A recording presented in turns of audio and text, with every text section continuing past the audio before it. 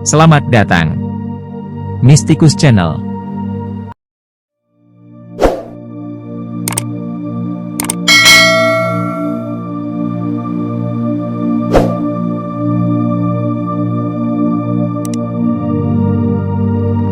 Sebuah syair Maulana Jalaluddin Rumi dari Fihi Mafihi. Sang pedang agama adalah ia yang memasuki pertempuran demi agama dan yang seluruh upayanya adalah untuk Allah. Ia pisahkan yang benar dari yang tidak benar, dan kebenaran dari kebatilan. Namun terlebih dahulu ia memerangi dirinya sendiri dan ia bersihkan akhlaknya sendiri. Sebagaimana Nabi Shallallahu Alaihi Wasallam bersabda, mulailah dari dirimu sendiri. Syekh Abu Ahmad As-Suguri. Semoga Allah mensucikan ruhnya. Ia adalah pewaris ilmu dari Nabi Shallallahu Alaihi Wasallam di zamannya, seorang imam para kutub, dan seorang penasehat dari Kesultanan Al-Irsyad. Ia memuaskan dahaga spiritualnya dengan meminum dari sumber ilmu surgawi dan ia mencapai makomul fana pada usia 30 tahun. Ia adalah puncak bagi para aulia yang zuhud. Kerajaan langit menyebutnya sebagai khalifahnya di bumi. Di dalam dirinya berpadu kedua macam ilmu dan ia memperoleh dan menguasai semua manfaat dari torekot dan hakikat. Ia menjadi pusat dari semua ilham ilahiyah. Ia adalah rahasia dan rahasia Allah dan keajaiban dari keajaiban Allah. Ia adalah panji-panji yang unik dari ilmu spiritualitas dan ilmu kalam. Ia bagaikan bintang kutub yang memberi arah dan menerangi jalan bagi orang-orang di zamannya.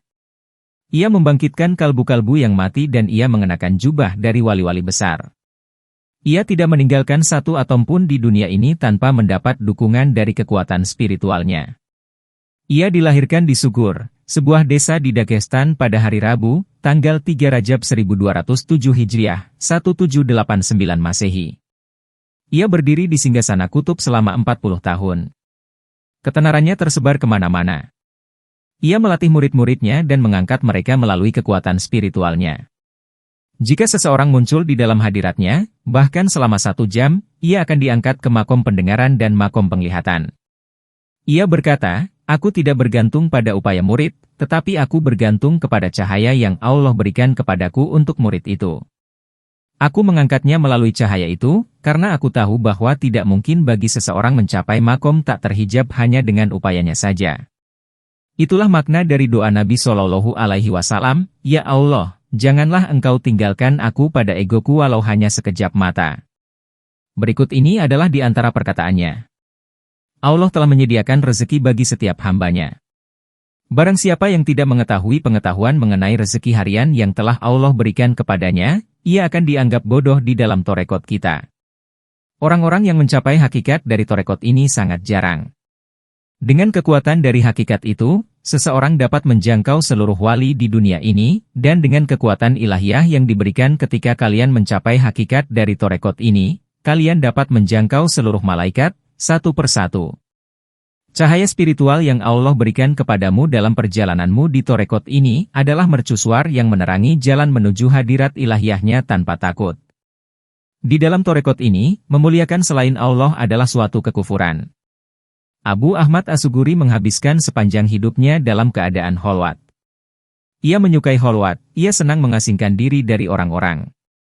Oleh sebab itu ia lumayan senang ketika Rusia menjadikannya sebagai tahanan rumah selama beberapa kali. Suatu hari ketika aku sedang berkholwat dan ruangan itu dipenuhi dengan wangi semerbak. Aku tidak mengangkat pandanganku, tetapi tetap bertafakur dalam kholwatku.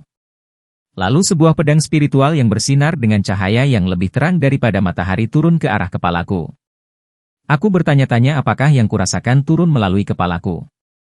Suatu penglihatan muncul di hadapanku, di mana Nabi Shallallahu Alaihi Wasallam membungkusku dengan ruhnya, dan aku masuk ke dalam dirinya dan aku melihat diriku di dalamnya. Suatu ketika aku memasuki hadirat syekhku, Sayyidina Jamaluddin Al-Gumuki Al-Husani. Ia berkata, wahai anakku, kau telah mencapai makom tertinggi dari kesempurnaan Muhammad. Aku berkata, wahai syekhku, aku ingin mencapai silsilah dari makom engkau. Segera setelah aku mengatakannya, aku melihatnya menghilang dari tempatnya dan muncul di dalam diriku, dan aku melihat diriku lenyap dan muncul di tempatnya lengkap dengan wujudnya. Keramatnya. Ia dikaruniai keramat yang belum pernah diberikan kepada aulia lainnya, berupa tersingkapnya hal-hal yang gaib di alam semesta ini, dan ilmu laduni mengenai keadaan-keadaan orang setelah mereka meninggal dunia, begitu luasnya hingga tidak ada buku yang dapat mencakup seluruh gambarannya. Dikatakan bahwa ketika ia masih muda, ia biasa melihat asma Allah tertulis dalam cahaya antara langit dan bumi. Hal itu membuatnya menjadi orang yang sederhana dan tawaduk. Tidak ada yang mampu mengambil fotonya. Ketika ada orang yang mencobanya, kameranya akan menjadi rusak. Setiap kali ada orang yang mencoba menggambarkannya pada sehelai kertas, penanya tidak mau menulis, atau keesokan harinya gambarnya akan hilang. Ia berkata, aku tidak ingin dikenal di dunia ini sepeninggalku karena aku tidak menginginkan suatu eksistensi apapun untuk diriku. Ia sering melakukan sholat fajar dengan wudhu yang sama dengan sholat isya, menandakan bahwa ia tidak tidur. Suatu hari ketika ia sedang bepergian bersama keluarganya, orang-orang mendapati mereka dalam keadaan tidak mempunyai air di gurun dalam perjalanan ke Hijaz. Keluarganya sangat kehausan. Ia berkata kepada pelayannya, pergilah, carikan air. Ia berkata, wahai syekhku, bagaimana aku akan menemukan air di gurun seperti ini? Ia bertanya kepada orang-orang dalam kafilah mereka apakah ada di antara mereka yang mempunyai air. Tetapi tidak ada yang mempunyai air dan semua kantong air pun sudah kering. Syekh lalu mengambil sebuah kantong air yang kosong dan pergi ke gurun selama 10 menit. Ketika ia kembali kantong itu sudah penuh dan dengan air itu ia membuat keluarganya dan juga orang-orang dalam kafilahnya menjadi terpuaskan dahaganya. Ia lalu memenuhi kantong-kantong air yang kosong dengan air dari satu kantong yang dibawanya itu, dan kemudian kembali kepada keluarganya dengan kantong air yang masih penuh, seolah-olah tidak pernah digunakan. Perkataannya. Ia mengatakan, aku mencapai 3 level kewalian, fana, bako, dan makrifat. Aku menerimanya dari hadirat cahaya Nabi, Sayyidina Muhammad Sallallahu Alaihi Wasallam, dan aku menerima 3 makomul ihsan dan 7 hakikat dari guruku, Sayyidina Jamaluddin Al-Gumuki Al-Husaini. Kebanggaan tidak akan masuk ke dalam diri seseorang melainkan akalnya akan turun hingga ke derajat di mana kebanggaan itu meningkat di dalam kalbu. Kesulitan boleh jadi menyentuh seorang mukmin, tetapi kesulitan tidak akan mempengaruhi orang yang melakukan zikir. Perjalanannya. Ia adalah orang yang menghidupkan syariah dan torekot di zamannya dan ia menarik ribuan orang kembali kepada Islam dan torekot Naqsyabandi. Di Dagestan ia dianggap sebagai seorang syekh spiritual yang membawa ajaran torekot Naqsyabandi, dan sekaligus juga sebagai seorang kesatria, seperti Imam Syamil, lantaran ia berperang melawan Rusia. Ia adalah mufti utama setelah wafatnya Sayyid Jamaluddin. Tentara Rusia seringkali menahannya. Suatu saat ketika mereka menahannya, mereka ingin membawanya dengan sebuah kereta kuda. Semua orang di desanya datang untuk menyampaikan salam perpisahan. Mereka menangis seolah-olah mereka kehilangan jantung mereka. Ia duduk di dalam kereta kuda dengan tenang dan mencari seseorang di antara keramaian itu.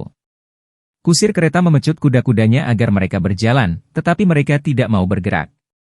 Sayyidina Abu Ahmad As-Suguri berkata, mengapa engkau memecut kuda-kuda itu? Ia berkata, aku melakukannya agar kuda-kuda itu mau bergerak.